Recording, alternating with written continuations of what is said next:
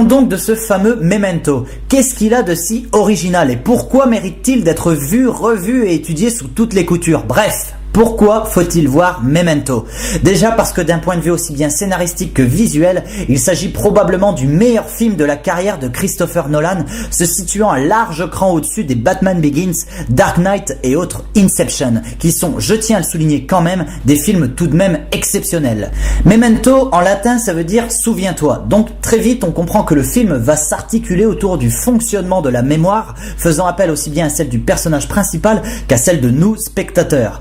Christopher Nolan parvient à créer en premier lieu une proximité entre la thématique de son film et la construction narrative de celui-ci. La thématique du film, c'est donc la mémoire, avec une problématique qui est de souligner les difficultés de la vie au quotidien d'un homme dont la mémoire est défaillante. L'intrigue de la vengeance n'apparaît ici que comme étant un prétexte à créer une histoire passionnante autour de cette thématique.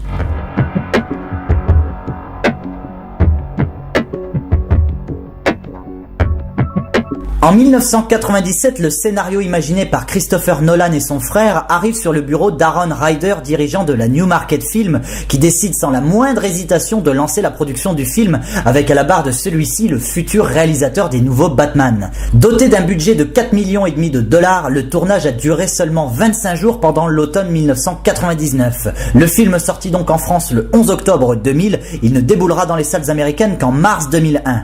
À sa sortie, même s'il fut très rapidement porté en louange par la presse et dans les festivals, Memento rencontrera difficilement son public. Il faut dire aussi que niveau accessibilité, ce n'est pas à la portée du grand public. Même si le budget sera très largement remboursé grâce aux recettes, en France par exemple, Memento ne réunira qu'à peine plus de 200 000 spectateurs. Ce qui rejoint ce que je disais dans ma dernière vidéo sur le fait qu'il est triste que de très grands films comme celui-ci par exemple ne soient pas plus vus au moment de leur sortie.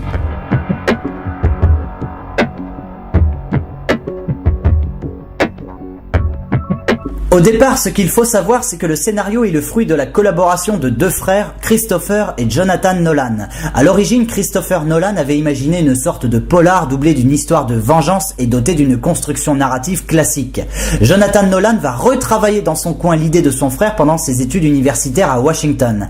Quelque temps après, Christopher Nolan imagine le concept de raconter l'histoire à l'envers.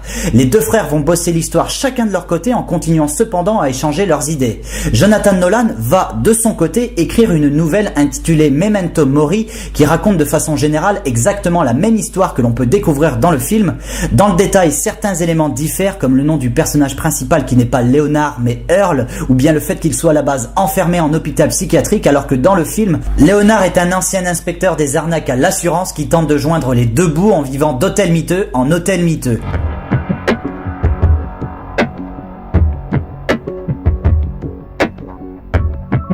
Sans transition, de quoi parle notre film du jour? Memento nous plonge dans la vie de Leonard Shelby, joué par Guy Pearce, qui ne vit que pour une chose, retrouver l'homme qui a tué sa femme et se venger. Le problème, c'est que Leonard souffre d'une forme particulièrement complexe d'amnésie qui complique sévèrement ses recherches. En effet, Shelby est incapable de se souvenir de ses actions, de ce qu'il a pu faire ou ce qu'il a pu dire dans le quart d'heure précédent. Du coup, pour aller jusqu'au bout de son projet de vengeance, il est obligé de céder de photos, de fiches, de tatouages qu'il se grave sur le corps. Ça, c'est le synopsis du film. Vous savez de quoi ça parle. Au premier abord, quand vous entendez ça, vous vous dites bon, ok, ça a l'air compliqué, mais ça reste abordable et finalement, ça n'a pas l'air si transcendant que ça. Sauf que ça, c'est simplement au premier abord, car Memento n'a rien d'une énième histoire de vengeance ou d'un thriller classique. Si vous ne connaissez pas Memento, ça n'a rien à voir avec tout ce que vous connaissez, car ici, l'œuvre est infiniment complexe, mais également infiniment originale. Mais nous allons revenir sur tout ça.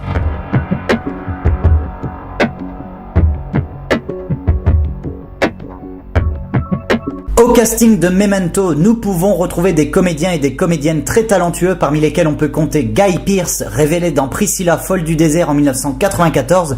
Il connaîtra la consécration grâce au succès de LA Confidential en 1997. Il enchaînera par la suite avec La Vengeance de Monte Cristo, La Machine à explorer le temps, Deux frères, Des mineurs, La route, etc., etc. Notons pour la petite anecdote qu'il est le neveu du comédien Gene Hackman.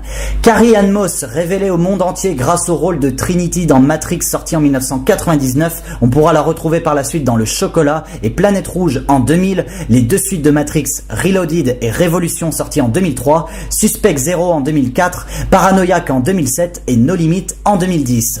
Joe Pantoliano, vu également dans Matrix mais qui est aussi connu pour ses rôles dans Bad Boys en 1995, Bound en 1996, Le Fugitif en 1993, Daredevil en 2003, Percy Jackson en 2010, etc., etc. Au casting, nous pouvons retrouver également Mark Boone Jr., Georgia Fox et Stephen Tobolowsky.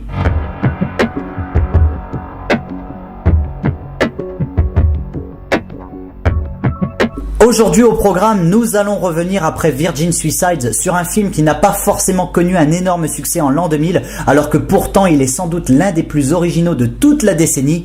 Je veux bien évidemment parler de Memento, sorti en France le 11 octobre 2000 et réalisé par Christopher Nolan.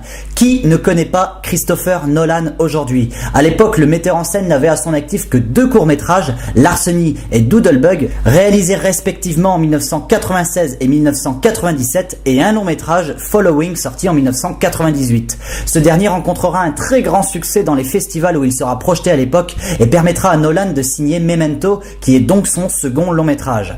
La suite est relativement connue de tous. Le metteur en scène signera Insomnia en 2002, Batman Begins en 2005, Le Prestige en 2006, The Dark Knight en 2008, Inception en 2010 et son prochain film The Dark Knight Rises, troisième volet des aventures du Chevalier Noir, est prévu pour 2012.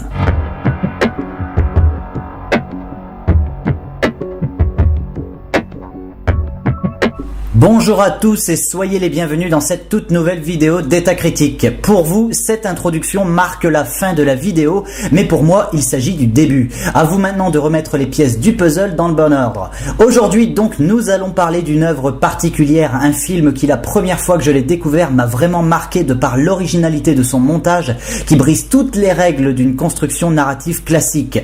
Notre film du jour est la première perle d'un metteur en scène d'exception qui marquera les années 2000 grâce à des œuvres incroyables qui s'inscriront parmi les meilleures que le cinéma hollywoodien nous a proposé ces dernières années. Notre film du jour étant un chef-d'œuvre doublé d'un véritable casse-tête scénaristique, il va donc de soi que cette vidéo lui rende judicieusement hommage. Je vous ai sûrement déjà parlé de mon état. À chaque fois qu'on se revoit, oui. Depuis ma blessure, je mémorise plus rien. Tout s'efface au fur et à mesure. Amnésie ? Non, c'est pas de l'amnésie, j'ai perdu la mémoire immédiate. Si notre conversation se prolonge, j'aurai bientôt oublié comment elle a débuté. Et quand nous nous reverrons, j'aurai plus aucun souvenir. Tu ne te souviens ni d'où tu viens, ni de ce que tu viens de faire. Je suis incapable de mémoriser de nouveaux souvenirs. Je suis comme quelqu'un qui vient de se réveiller. La prochaine fois que tu me verras, tu te souviendras de moi. Tu ne sais pas qui tu es, ce que tu es devenu depuis l'incident. C'est écrit à l'envers. Quelle est la dernière chose dont tu te souviennes? Ma femme, C'est beau. en train de mourir. Ma femme doit être vengée. Tu trouveras ce type, qu'est-ce que tu feras? Je le tuerai. Tu te balades en jouant les détectives. Il faudrait bien de commencer par enquêter sur toi-même.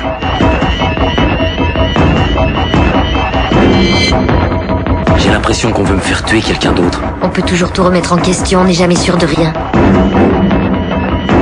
Il y a certaines choses dont on est sûr. Lesquelles? Qui vous a fait ça? Toi? Même si tu te venges, tu ne t'en souviendras pas. Tu ne sauras même pas que c'est fait. Le monde ne cesse pas d'exister parce qu'on ferme les yeux, n'est-ce pas?